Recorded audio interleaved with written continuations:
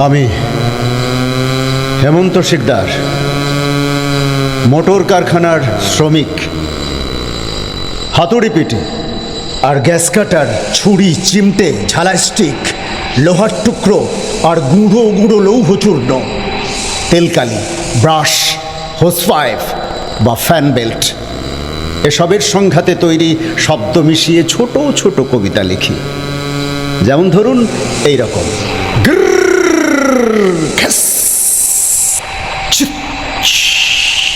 ঢাঙাস, খটাং, দ্রম দ্রম দ্রম, ধপ, ফস, ফট। আরামসে একটা বিড়ি ধরিয়ে সস্তা কলমে এসব চমৎকার শব্দগুলো খাতায় টুকে রাখি। আসলে কি জানেন, যন্ত্রের ভাষা যা আমি বুঝেছি খুবই ঝরঝরে, চমৎকার।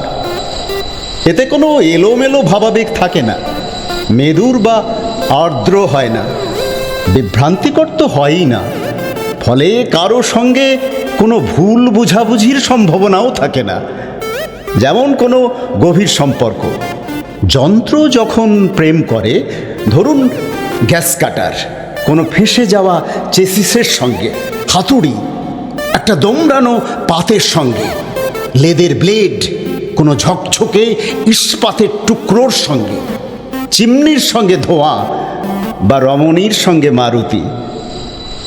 আমি দেখি অতি পরিষ্কার ভাষায় তারা সরাসরি প্রতিধ্বনি করছে।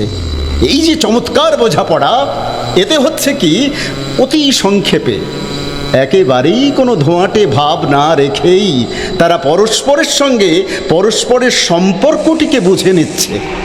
এমনভাবে বুঝে নিচ্ছে যে যাকে বলে সর্বাঙ্গ সুন্দর এবং সম্পূর্ণ। যেমন ধরুন লোহার পাত যদি ফুটো হতে চায় তো লেদ মেশিন তা করবেই। ইস্পাত যদি টুকরো হতে চায়, গ্যাস কাটার চমৎকারভাবে কেটে দেবে। খুব ভালো করে লক্ষ্য করলে দেখবেন একটা চৌকো নাটের সঙ্গে একটা চৌকো ফুটোই মানানসই। যেমন একটা গোল নাটের সঙ্গে একটা গোল ফুটো। এমন কোনো আহাম্মককে কি আপনি দেখেছেন যে গিয়ার, ক্ল্যাচ, ব্রেকহীন গাড়ি চালাচ্ছে? আপনি নিজেও তো এসব দেখেছেন, বুঝেছেন। তবু যেহেতু আমি পদ্য লিখি আর অভিনব শব্দগুলো মাথায় নাচে, আমার মতিভ্রম ঘটে যায়। কোনো অন্ধকার রাতে যখন শব্দে ওয়েল্ডিং হয়, তার নীল ফুলকির আলো সারা শরীরে মুঠো মুঠো মাখি, কিংবা যখন মেশিনের ছুরি ইস্পাতের পাত চাঁচে, তার দ্বিতীয় রেণু চারিদিকে ঝলমল করে, আর আমি মেশিনের সঙ্গে মেশিনের সম্পর্কের কথা ভুলে অভিভূত হয়ে পড়ি।